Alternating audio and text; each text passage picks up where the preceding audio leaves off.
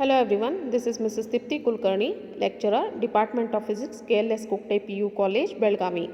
In continuation with my earlier video on second chapter electrostatic potential and capacitance, this is my sixth lecture from the same chapter.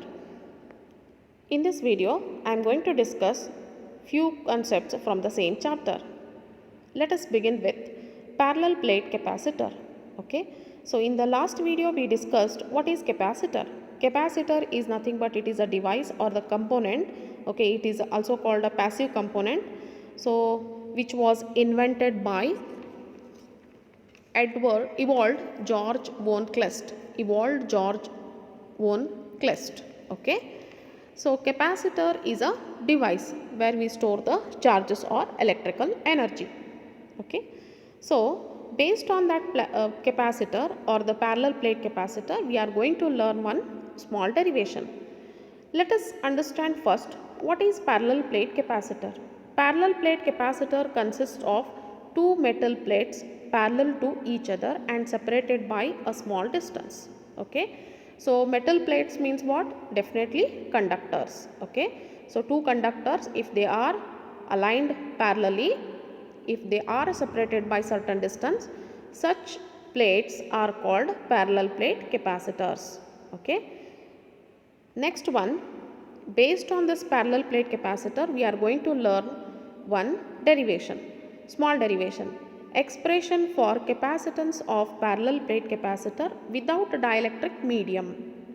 Okay, we understood what is parallel plate capacitor. The next one, dielectric medium means what? Dielectric medium means it is a insulating material or the medium. So it may be a vacuum, solid, liquid or gas. Okay, it can be any type.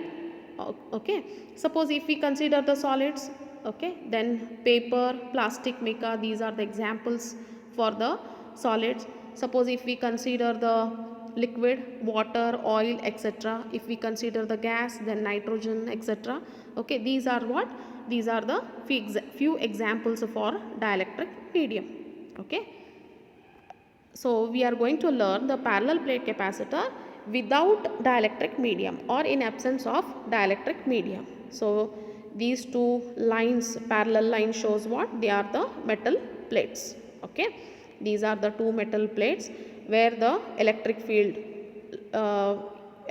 line is present. This is the direction of the electric field and it is denoted by E. Positive and negative charges are accumulated on the surface of the conductor. Small d shows the distance between the two plates. Okay. Then A is the area of each plate. A is what? Area of both the plates. Okay. So now one plate, here I shown the grounding. Okay. So this plate is connected to the ground.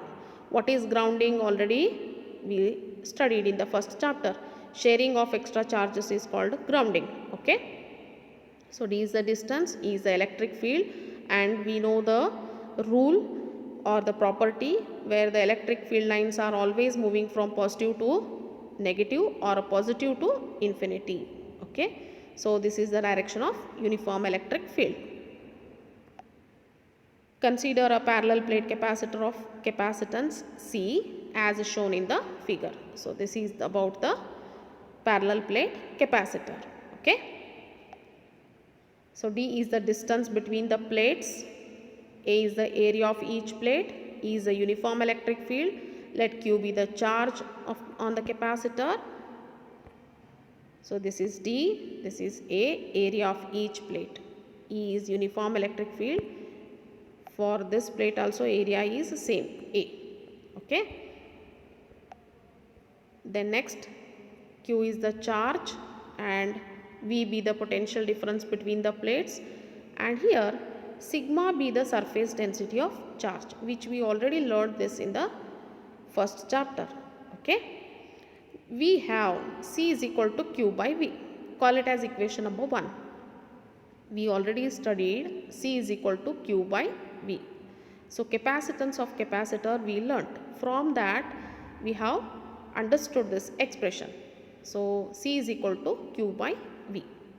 C is capacitance, Q is the charge, V is the potential difference. According to our convenience, we have to call or we have to give the numbers. So this is equation number 1.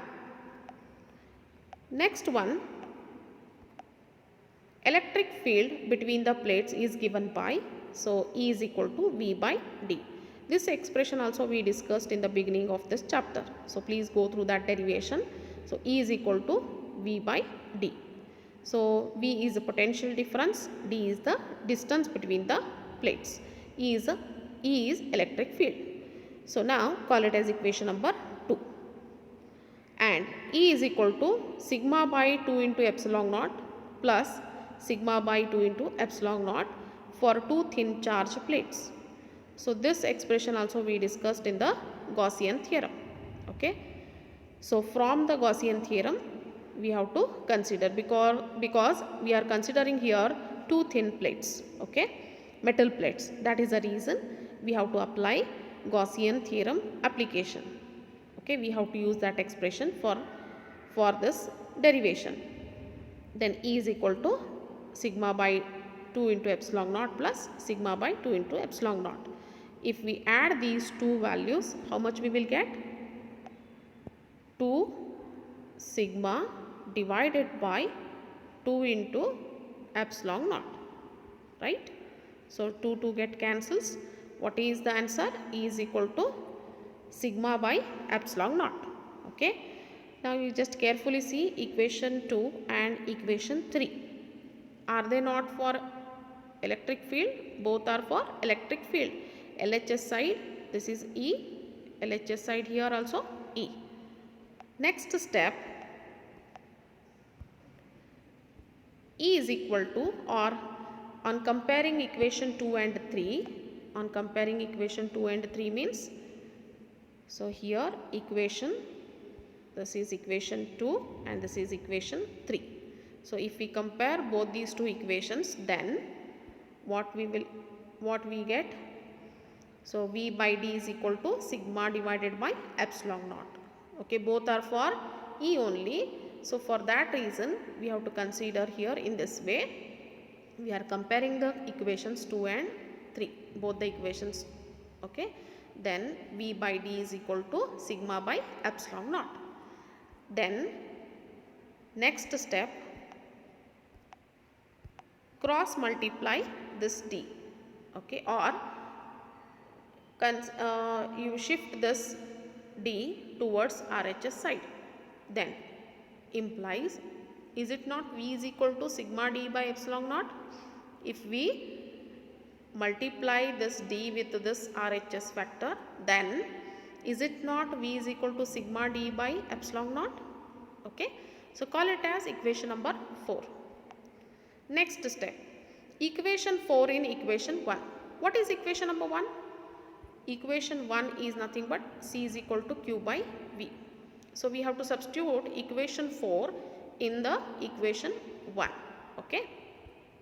So after substituting equation, okay, 4 in 1, then C is equal to Q by V. So instead of V, what is equation 4? Sigma D upon epsilon naught. Substitute the V value here. Okay. Next step, simplify. C is equal to Q into epsilon naught divided by sigma D. After simplification, we will get this answer. Okay. Call it as equation number 5. But what is the sigma? Sigma is equal to Q by A. Already we discussed this relation in first chapter. Surface density of charge upon area. So then what is Q from this expression? Q is equal to sigma into A.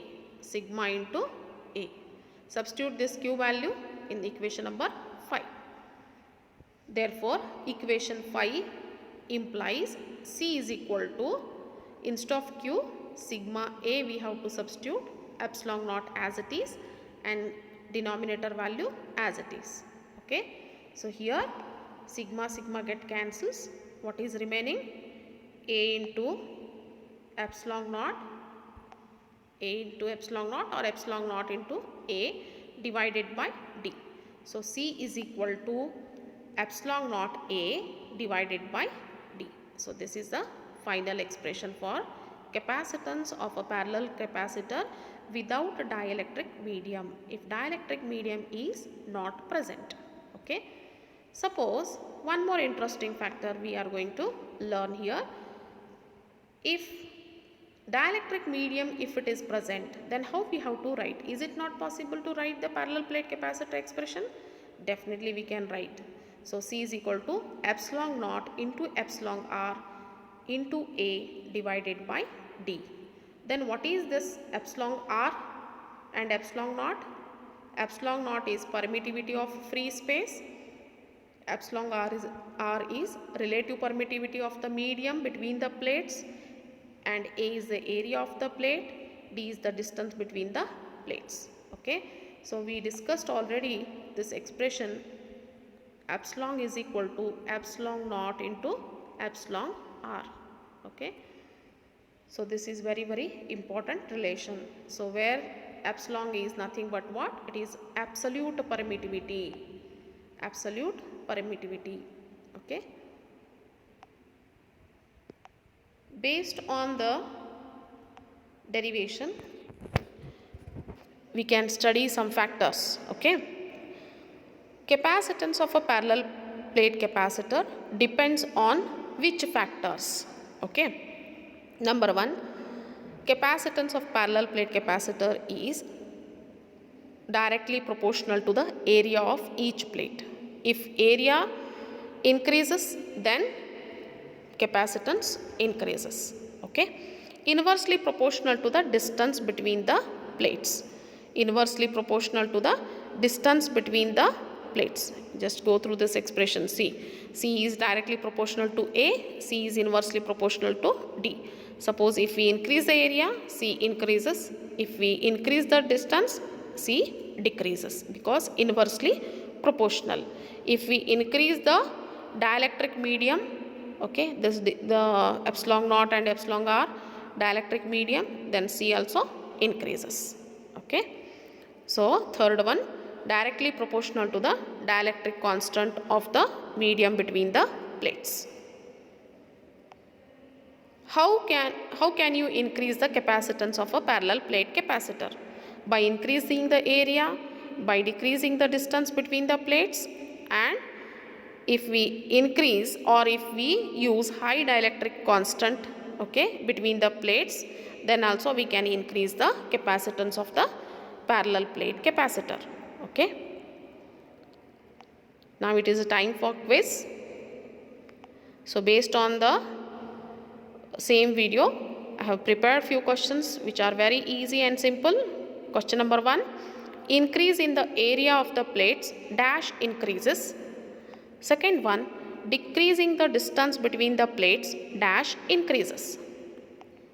Third one, dash is the expression for parallel plate capacitor in absence of dielectric medium. Okay, dielectric medium.